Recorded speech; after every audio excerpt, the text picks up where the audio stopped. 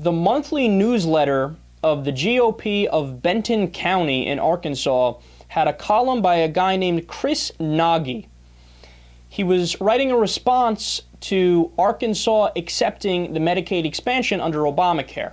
So for those of you who don't know, under Obamacare, there's this thing called the Medicaid expansion, and governors were largely rejecting it at the beginning, Republican governors. They didn't want to do it. And they were standing on political principle. They said, oh, we're against Obamacare because it's, they think it's socialized medicine, even though it's not.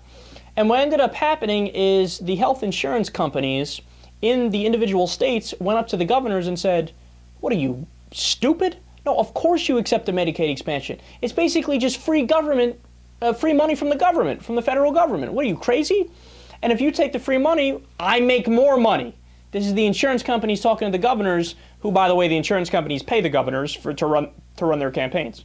So all of a sudden, all of these Republican governors are crumbling one by one, and they're all accepting the Medicaid expansion.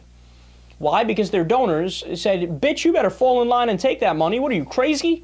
Right? So this is Chris Nogy responding to the fact that Arkansas is accepting Medicaid expansion. Now, remember, keep in mind as I'm reading this, all that's happening under that provision of Obamacare is the federal government gives more money to the states. I couldn't imagine anything more benign than that. I couldn't imagine anything the individual states would want more. Listen to what he says. So what do? While I believe that we as a party are done in Arkansas after this, if there is any hope of our survival, it is going to take not being forgiving.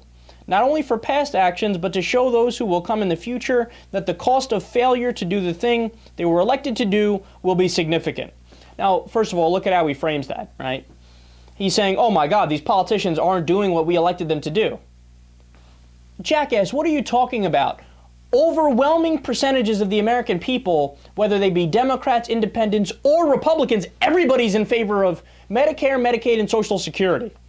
So they actually, weirdly, are doing what they were elected to do. Just your dumbass, since you're against the program, you're defining it as, well, they're not doing what I want them to do, so how dare they? But here's where it gets scary. We need to let those who will come in the future to represent us know that we are serious. The Second Amendment means nothing unless those in power believe you would have no problem simply walking up and shooting them if they got too far out of line and stopped responding as representatives.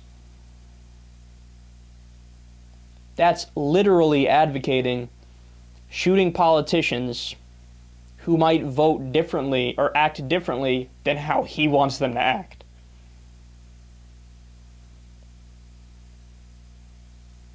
I mean, I'm speechless.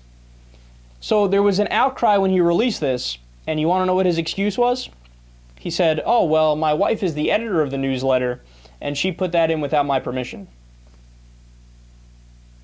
Yeah.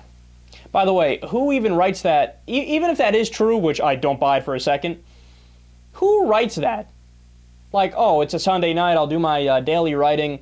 We should shoot politicians in the face if they disagree with us.